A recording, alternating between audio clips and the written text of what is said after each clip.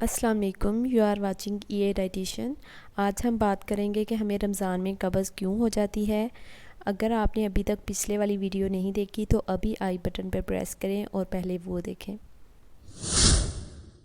रमज़ान में अक्सर लोगों को कब्ज़ इसलिए हो जाती है कि वो पानी का इस्तेमाल ठीक से नहीं करते।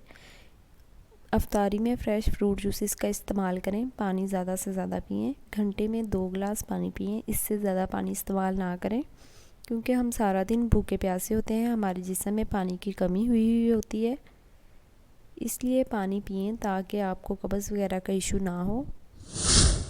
रमज़ान में अक्सर लोगों को कब्ज़ इसलिए हो जाती है कि वो फाइबर फूड्स का ठीक से इस्तेमाल नहीं करते।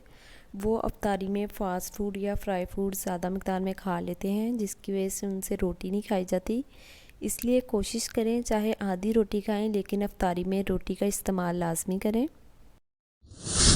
रमज़ान में हमेशा सैलड का इस्तेमाल लाजमी करें।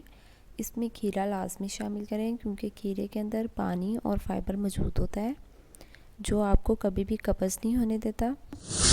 इसके अलावा आप सैलड के अंदर बंद गोभी लाजमी शामिल करें क्योंकि इसमें फ़ाइबर और विटामिन्स वगैरह ज़्यादा मकदार में मौजूद होते हैं।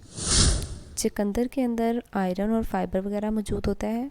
ये आपके जिस्म में पानी की कमी को पूरा करता है, आपकी स्किन को बेहतर बनाता है, आपके मेटाबॉलिज्म लेवल को फास्ट कर देता है, जिसकी वजह से आपकी डाइजेशन ठीक से होती है और आपको कभी भी कॉन्स्टिपेशन नहीं होती।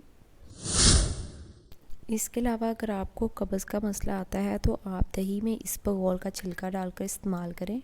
जब आप दही में इसबगोल का छिलका डाल रहे हैं तो इसमें कभी भी चीनी शामिल ना करें। जस्ट 1 चम्मच इसबगोल का छिलका दही में डालें, उसे मिक्स करके खा लें, इससे आपकी कब्ज़ दूर हो जाएगी।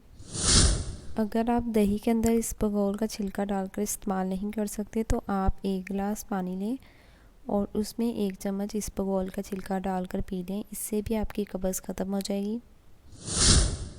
इसके अलावा आप नीम गर्म दूध में भी इसबगोल का छिलका डालकर इस्तेमाल कर सकते हैं। जब आपने दूध लेना है तो इससे बलाई बिल्कुल उतार देनी है और इसमें चीनी बिल्कुल ही डालनी है और इसमें छिलका डालकर आपने पी लेना है। इसके अलावा आप पानी के अंदर 2 ड्रॉप्स कैस्टर ऑयल डालकर पी लें तो इससे भी आपकी कब्ज़ ख़त्म हो जाएगी। इसलिए आप कब्ज़ को ख़त्म करने के लिए कभी भी कोई दवाई या लैक्सेटिव वगैरह का इस्तेमाल ना करें।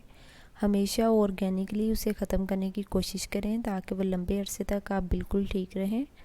इसलिए आप पानी का इस्तेमाल ज़्यादा से ज़्यादा करें, हाई फाइबर फूड्स इस्तेमाल करें, इसबगोल का छिलका डालकर पिएँ। इंशाल्लाह इससे आपका मसला भी दूर हो जाएगा और आप लंबे अरसे के लिए बिल्कुल सेहतमंद रहेंगे।